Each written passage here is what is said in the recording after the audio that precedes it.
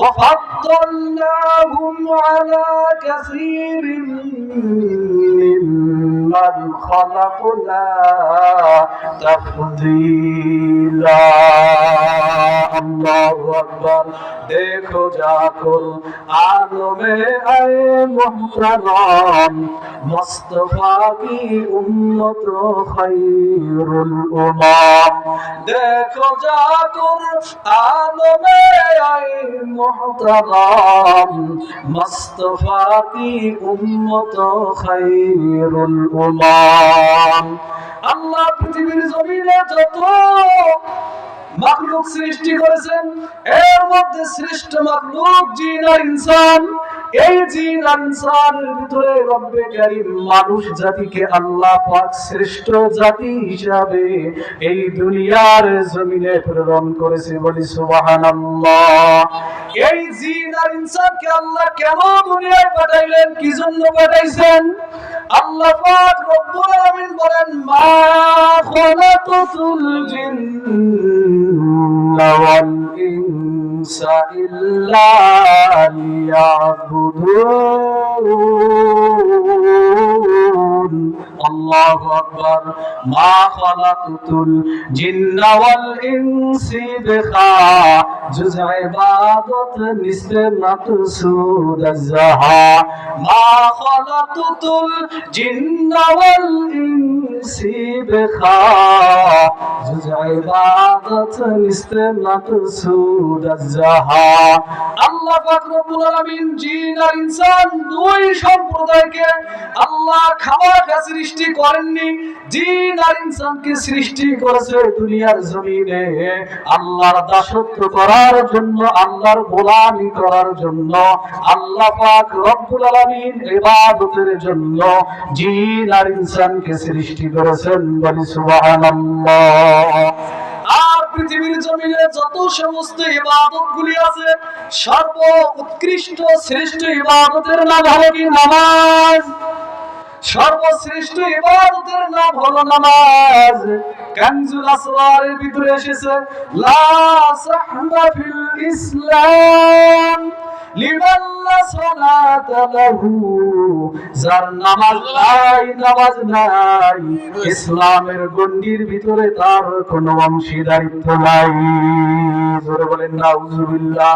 যার কি নাই? নামাজ নাই, ইসলামের ভিতরে তার কোনো নেতৃত্ব নাই, তার কোনো এরকম ইসলামের ভিতরে কোনো অংশীদারিত্ব নাই। নামাজটা এমন এক জিনিস মুসলমান, এই নামাজ কাফির আর মুমিন দুজনের মধ্যে পার্থক্য কি? এই নামাজ বাইনার রুজুলি ওয়া বাইনাল কাফিরি তারকুস সালাহ। যে ব্যক্তি নামাজ পড়ে আর যে ব্যক্তি নামাজ পড়ে না, ওই দুই ব্যক্তির মধ্যে মুমিন আর কাফিরের মাঝে পার্থক্য হলো কি? নামাজ। যেই ব্যক্তি নামাজ পড়লো সে আল্লাহর হুকুমকে কায়েম করলো, ওই ব্যক্তি আল্লাহর হুকুমকে মানলো, সে ঈমানদার মুমিন হয়ে গেল। আর যে ব্যক্তি নামাজ পড়লো না সে ব্যক্তি কুফরি করলো, আল্লাহর বিধানকে লঙ্ঘন করলো। মুমিন আর কাফের দুজনের মধ্যে পার্থক্য হলো নামাজ। আর এই নামাজ হলো দ্বীন, এই নামাজটা হলো দ্বীনের খুঁটি। আল্লাহ পাক রব্বুল আলামিনের নবীজি বলেন as-সালাতু ইমাদুদ্দিন মান আকামাহা ফাকাদ আকামাদ-দ্বীন। যেই দ্বীন, এই নামাজ হলো দ্বীনের খুঁটি। যেমন এই প্যান্ডেলটা খুঁটির মাধ্যমে আটকে আছে, এই খুঁটিগুলা যদি ছেড়ে দেন প্যান্ডেলটা ভেঙে পড়ে যাবে। তদ্রূপ দ্বীনের খুঁটি হলো নামাজ, ইসলামের খুঁটি হলো নামাজ।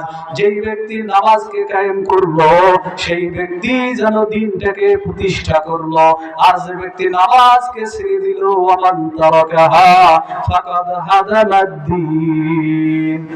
আর যে ব্যক্তি নামাজকে ছেড়ে দিল, নামাজ পড়লো না, সে যেন দিনটাকে ধ্বংস করে দিল, দিনটাকে ধ্বংস করে দিল। মুসলমান চিন্তা করে দেখেন, আল্লাহর রাসূল সাল্লাল্লাহু আলাইহি সাল্লাতু ওয়াসসালাম বলেন, যে ব্যক্তি নামাজ পড়ে না আল্লাহ পাকের জিম্মাদারি তার উপর থাকে না। আল্লাহ রাসূল সাল্লাল্লাহু আলাইহি সাল্লাতু ওয়াসসালাম বলেন, মান তারাকা সালাতা মুতাআম্মিদান ফাকাদ বারিয়াত মিনহু জিম্মাতুল্লাহ।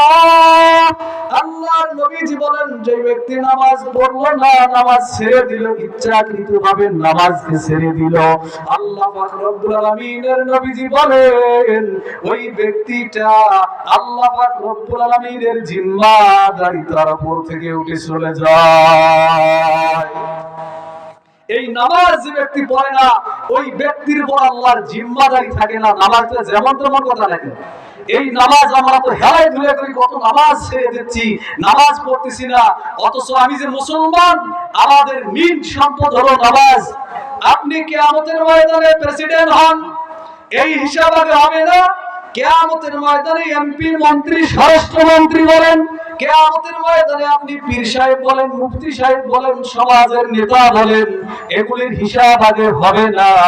কিয়ামতের ময়দানে যে জিনিসটা হিসাব হবে, কিয়ামতের ময়দানে সর্বপ্রথম আপনার আমার নামাজের ব্যাপারে হিসাব নেওয়া হবে।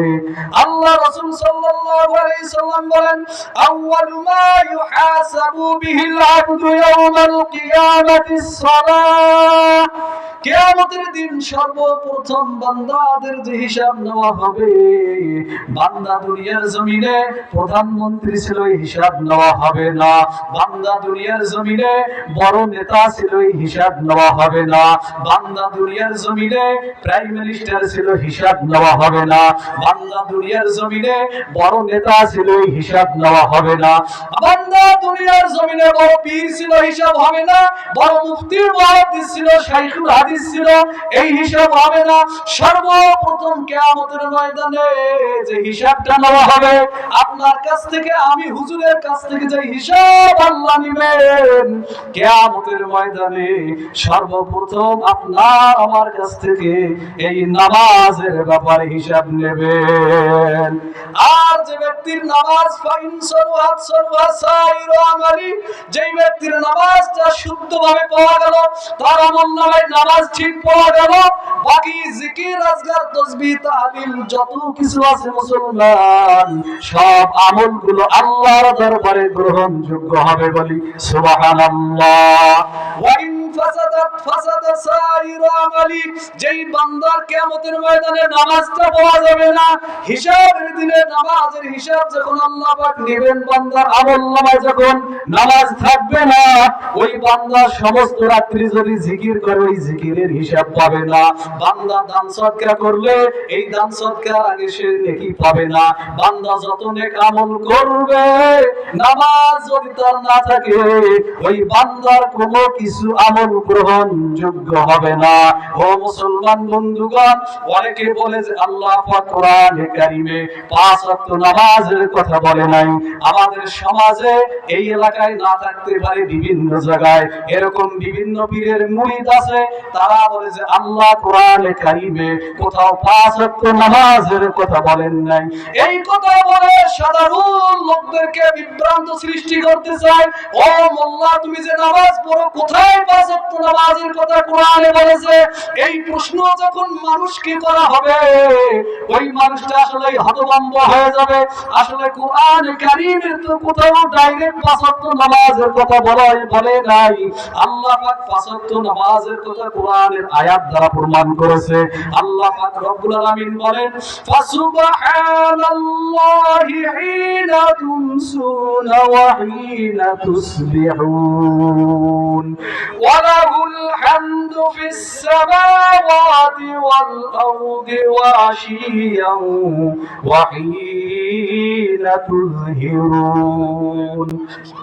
রব্বুল আলামিন বলেন 5 ওয়াক্ত নামাজের দলিল। ভাই 5 ওয়াক্ত নামাজের দলিলটা শুনে রাখ। কোরআনে কারিমে 5 ওয়াক্ত নামাজের কথা আল্লাহ বলেছেন, ফাসুবহানাল্লাহি হিনা ওয়া তুমসুনা। আল্লাহ পাক বলেন সকাল এবং বিকাল দুই টাইমে তোমরা আল্লাহর পবিত্রতা ঘোষণা করো।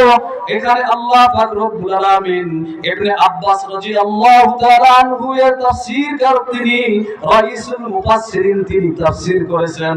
এখানে আল্লাহ পাক রব্বুল আলামিন তুমসুনা দ্বারা এখানে আল্লাহ রব্বুল আলামিন সন্ধ্যার নামাজ বুঝিয়েছেন, মাগরিবের নামাজ বুঝিয়েছেন, তাসবিহুনা দ্বারা ফজরের নামাজ বুঝিয়েছেন, আর এখানে ওয়াশিয়া দ্বারা আসরের নামাজকে বোঝানো হয়েছে, আর তুজহিরুনা দ্বারা যোহরের নামাজকে বোঝানো হয়েছে। ইবনে কাতাদা রাদিয়াল্লাহু তাআলা আনহু তিনি বলেন যে তুমসুনা দ্বারা মাগরিব এবং ইশার নামাজকে বোঝানো হয়েছে।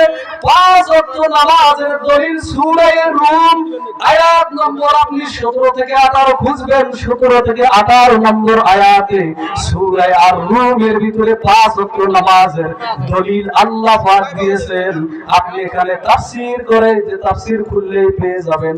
আল্লাহ পাক রব্বুল আলামিনের নবীজি বলেন খামসু সালাওয়াতুন ইফতারাজুহুন্নাল্লাহ। আল্লাহ 5 ওয়াক্ত নামাজকে ফরজ করে দিয়েছেন।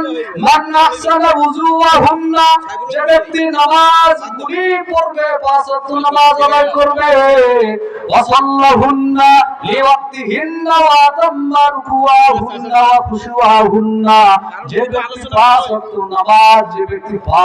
নামাজ আল্লাহ পাক 5 ওয়াক্ত নামাজ ফরজ করে দিয়েছেন, যে ব্যক্তি 5 ওয়াক্ত নামাজ পড়বে আল্লাহ পাক তাকে এরকম ক্ষমা করে দিবেন, আর আল্লাহ পাক যাকে ক্ষমা করে দিবেন সেই ব্যক্তি জান্নাতে পৌঁছে যাবে। বলি সুবহানাল্লাহ।